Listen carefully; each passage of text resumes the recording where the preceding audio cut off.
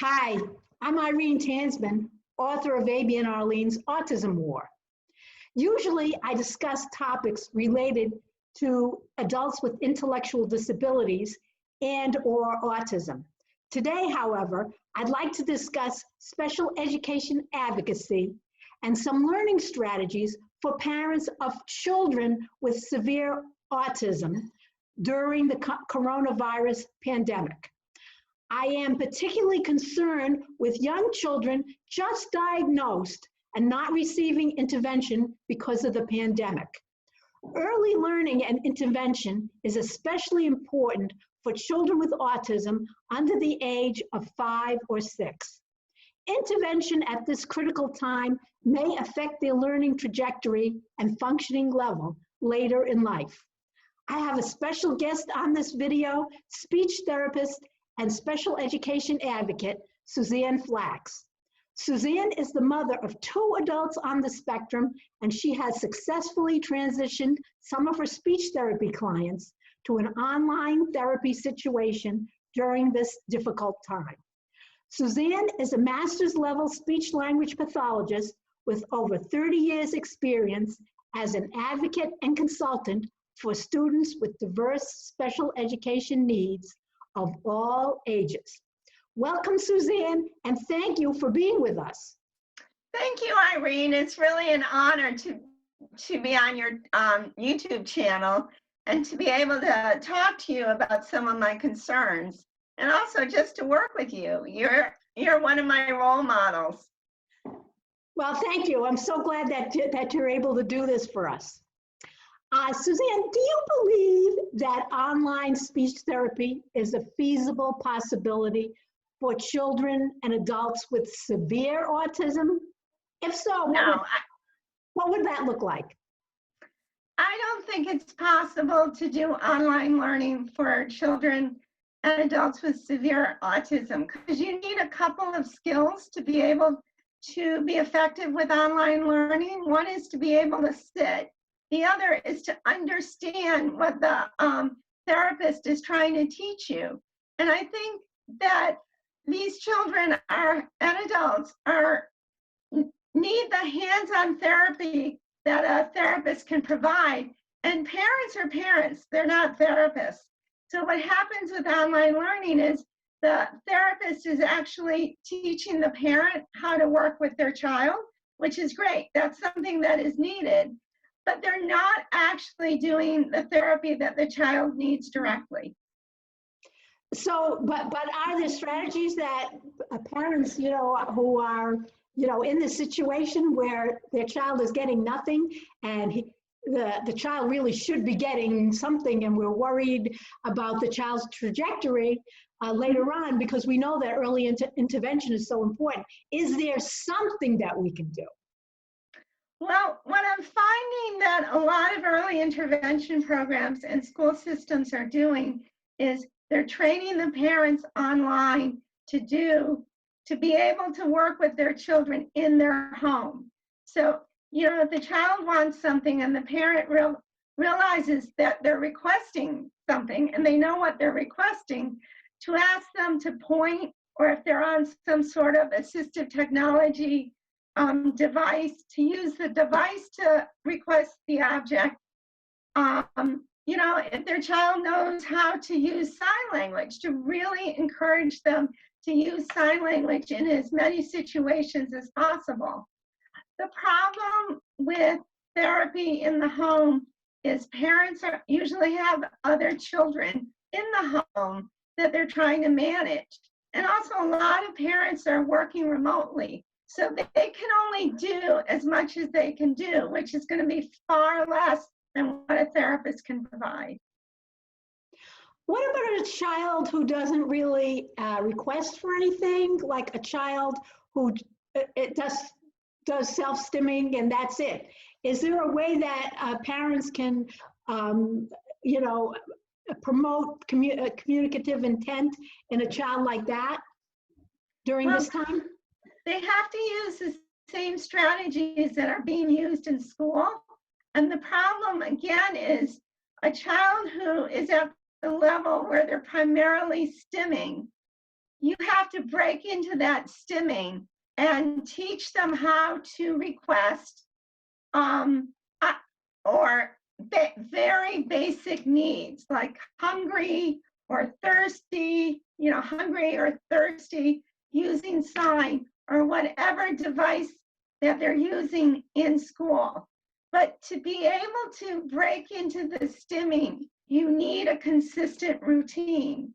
And, without that consistent routine, which is usually established in school, it's very challenging to break into the stimming, almost impossible.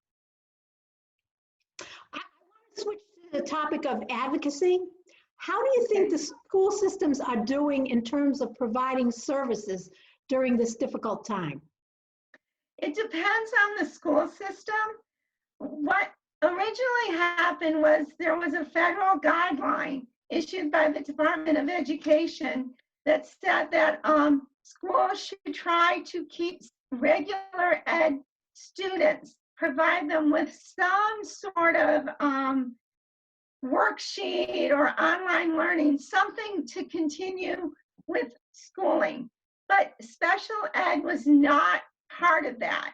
So basically what was coming out of the U.S. Department of Education was when school began again, schools needed to test children who were on IEPs just to make sure there was no regression. And if there was no regression, they were not eligible for compensatory services. But as of Friday, the Department of Education and Charlie Baker met, and what was decided at that time was that children with special needs on IEPs had the same right to services as children who didn't have special needs. And what Charlie Baker said that was so important is this is not a school vacation, meaning that children should be learning at the same rate as they would be learning if they were in school. I just want to interrupt here because we might have some viewers who aren't from Massachusetts. Charlie Baker is the governor of Massachusetts. And what Suzanne is explaining is what happened in our state in particular. It might be different in another state. My feeling when I heard this about the regression was that it has to be very discriminatory, where you have, what is the goal for the regular education kids? The goal isn't not to regress. The goal for them is to progress. So if their goal is to progress, then the goal for special education should also be to progress. So it sounds to me like the state of Massachusetts at least is going on the right track. But what I heard about from what was coming down from the federal government, I was actually horrified at that.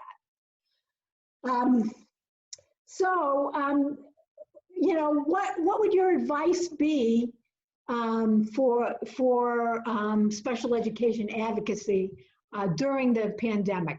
What do you think the parents should do if they're not getting the right? Well, school administrators should still be working.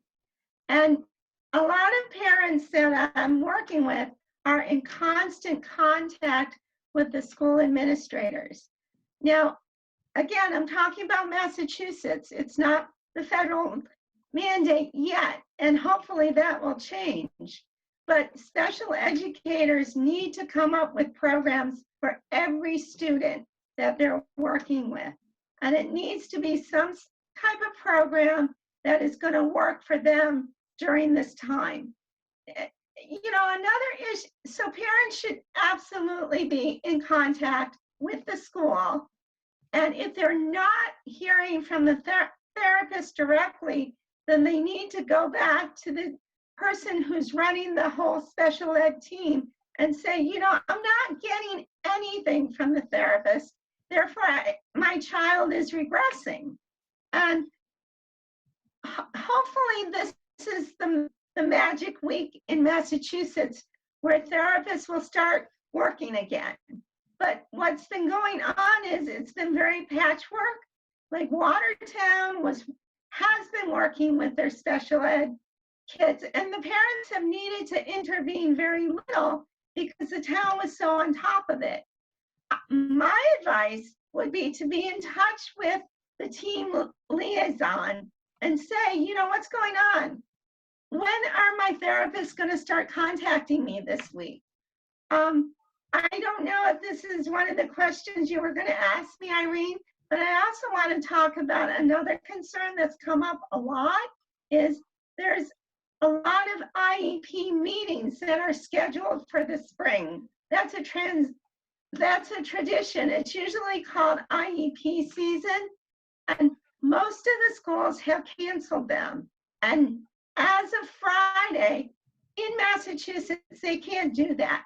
They have to have these meetings remotely.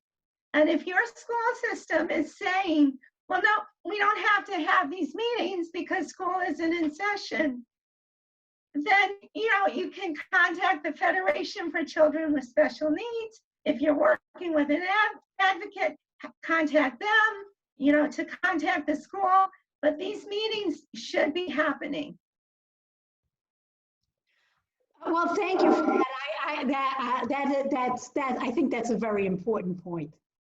If our viewers have advocacy or speech therapy questions during this pandemic, would you be available to answer those? We can have our viewers write those in the comments. Absolutely. And Okay. don't be afraid. There's no, every question is the right question to ask. Well, I really enjoyed having you today, and I hope that this video has been helpful to our viewers. I will be posting links to Suzanne's information and some links to information about special education during the pandemic below. Please feel free to comment. And if you have any questions for Suzanne or me, please do so in the comments. Thank you for watching, and I'll see you on the next video.